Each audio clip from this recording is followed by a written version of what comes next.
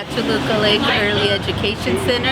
I am a early education aide for the Northeast District, and I am here to fight for better wages, unity, equality, and respect, and to fight for what is right for my union brothers and sisters. Hello, my name is Carl Schluter. I'm a B&G worker, Buildings and Grounds worker out of Pinewood Elementary in Tonga, California. I'm here working with my fellow members in MLA, which is Members Leadership Academy. What we're out doing is going and reaching members to show them how important it is that this contract go through in our favor for medical insurance for the after-school programs and more hours for the workers that deserve them and want them. That's what we're here for, and that's what's important, that this contract bargaining goes our way. Hi, my name is Rosa Peraza and I work at 49th Elementary. I just transferred out from 75th Elementary. I am a special ed assistant and I'm part of the MLA Local 99 group. We are trying to achieve our voice to be heard, our wages to be fair, for the amount of work that we do, for how we represent and how we care for kids at our local district. Hello, my name is Elizabeth Hernandez and I work for Food Service Department and Dina Elementary. I'm part of the MLA program as well. We're doing member outreach to let the members know that we're here to fight for them and we're all here to unite. We need to unite so we can get better wages, respect from all officials, because us food service workers were always left out of the loop.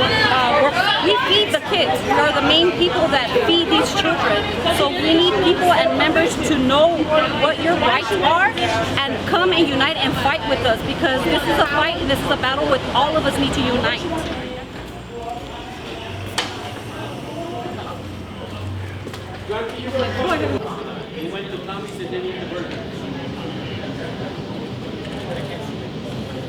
Good afternoon, board members, superintendent, good afternoon.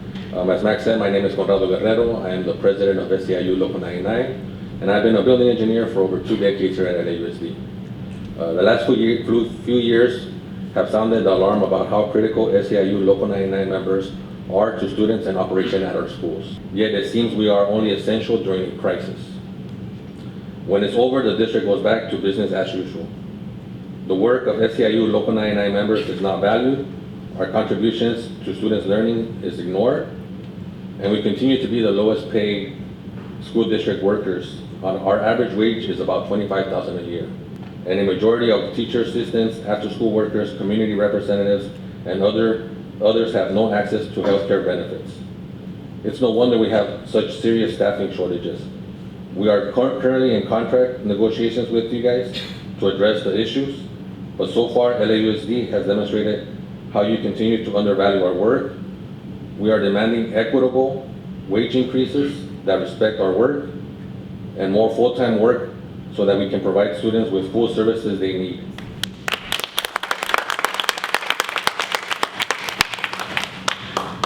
Good afternoon, board members and Superintendent Carvalho. My name is Callie Rodriguez and I am an early education aide at Toluca Lake Early Education Center. I'm also a mother of 2 boys and a proud member of Local 99. I get emotional because I love what I do, and I love giving children a sense of security, and especially that security when they come to school. For all our hard work and caring, it's very sad what many LAUSD workers have to go through. Yet, we're not able to survive on our wages. You know, the cost of living is so expensive.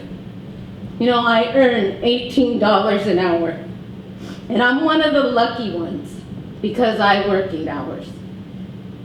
But still, I live paycheck to paycheck. Sometimes I can't even buy groceries. There have been times where I've had $20 in my bank account, if I'm lucky, at the end of the month. And some of us are just a pinch. of being homeless. But not everybody says it because we're too damn embarrassed. I know a special education assistant that works for LAUSD, and he's in low-income housing that which LAUSD provides. And he says that he's grateful. And he said that his check goes right back to LAUSD. You know, it's so sad that he has to have a second job to make ends meet. He's working for the district, and he's working for the most vulnerable children, special education children. And this is so wrong. We work for one of the biggest school districts in the nation. And you mean to tell me that we're starving? I mean, I don't think that we should beg for a decent wage. How hard is it to beg for a decent wage? A lot of us are parents at a lot of us are parents of children that attend LAUSD. And I don't think you realize that. What you're doing is you're also affecting our children. The constant worry of money causes depression and anxiety on us, with the employees as well. We bring that home to our families. Our children see it and feel it. Kids are very smart. They pick up on emotions. You don't even have to talk about it. They know when something is wrong. Why can't you just pay us what we're worth? I don't get it. How do you expect people to survive? Those of us who work for the district have a lot of heart, integrity, and love for what we do. And it's so sad that the district looks at us like we're worth nothing. We are worth more than the change that you throw at us. I'm here to urge you to pay us what we're worth. Respect us. That's all we want is respect. I'm here to call out the disrespect this district has repeatedly shown to the frontline workers in our schools. From low wages, as you heard, to reduced work hours, to outright harassment on the job, LAUSD has continually sent a message that classified school employees are second-class workers at LAUSD. The most recent move to suddenly change the school calendar without consulting with frontline workers is a blatant example of this disrespect. Even worse, pretending to negotiate with us, even as you publicly announced the change to acceleration days, is an outright insult, not to mention a violation of the law. We're going to protect our rights.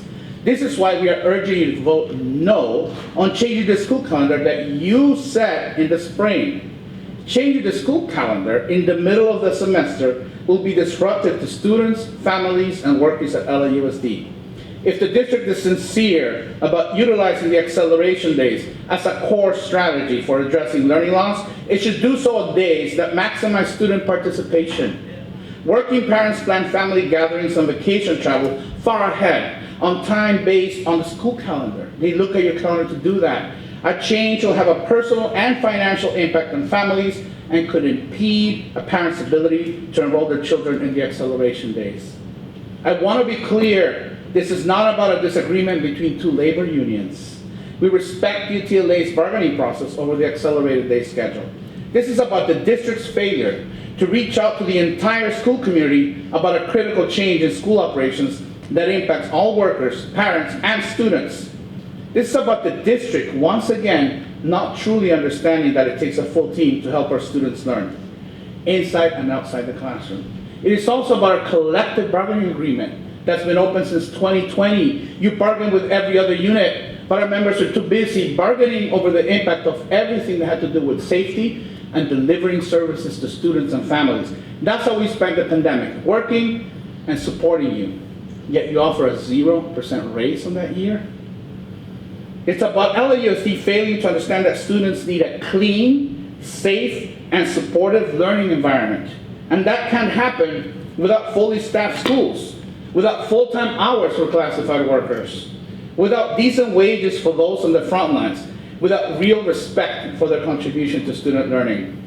This disrespect is leading to the dire staffing shortages at LAUSD. Target pays more than you. So will fast food pretty soon. And it's students who are ultimately the ones feeling the stress of not having clean, safe, supportive schools. It's abhorrent that students at Franklin High School, if you haven't seen the news, have to resort to circulating a petition to make sure their school is clean, to ensure that bathrooms are open, and the AC is working.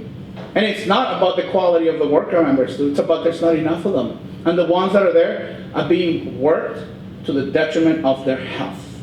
And this is just one school where there are simply not enough custodians, not enough food service workers, not enough special education assistants, not enough staff to deliver the full service the students need. And tragically, it is schools in the most vulnerable communities that suffers the most. We just heard a statement. We also condemned the racist remarks, and we demanded that all of those city council persons and the head of the Federation of Labor, which I'm ashamed to say it happened in a neighbor's house, we demanded they resign. But to address the racial inequities, you have to start addressing actually with equity. And it starts at creating conditions, and start by conditions for those families to thrive. And it starts putting more resources to address anti-black racism in those schools where black children aren't. We need to get more resources to those schools, and so on. That's equity. I don't want to have to define equity. All of you are showing your school colors. These are fine schools you went to. Well, show us that you understand what the meaning of equity. Equity means making decisions that are difficult, and you know that. I encourage you to do that. And we're not going to stop at encouraging.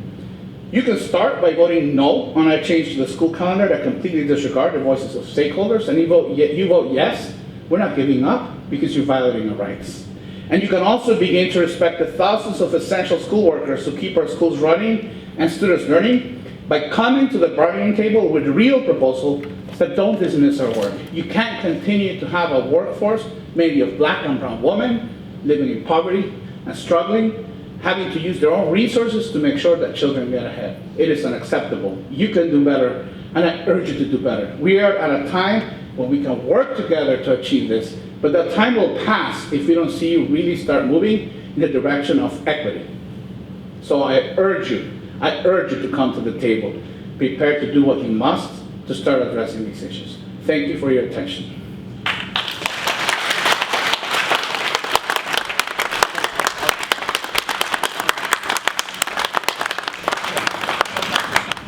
Thank you to our labor partners for their comments. Mr. McQueen, are there any other partners who wish to speak before the board?